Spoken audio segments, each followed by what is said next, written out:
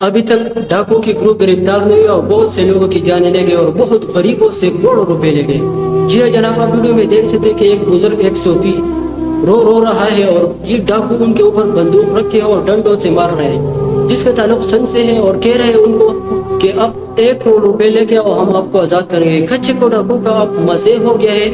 سندھ میں کچے کے ڈاکو نے اپنا راج قائم رکھا ہے اور سندھ کا حکومت کوئی خاموش کچھ نہیں کہتا۔ ناظرین، وہ لوگ اٹھا رہے ہیں جن کی کوئی طاقت نہیں، کوئی بساط نہیں حکومت کے سامنے، کوئی تعلق نہیں بڑے لوگوں کے سامنے۔ بہت سی لوگوں کی جانیں لے گئے، بہت زیادہ پیسہ لے گیا، اور اس بزرگ سے ابھی کروڑوں روپے مانگ رہا ہے اور اس کے اوپر بندوق رکھے اور ڈنڈوں سے مار رہے کہ 1 کروڑ روپے لے کے ہم آپ کو معاف کریں گے اور آپ کو آزاد کریں گے۔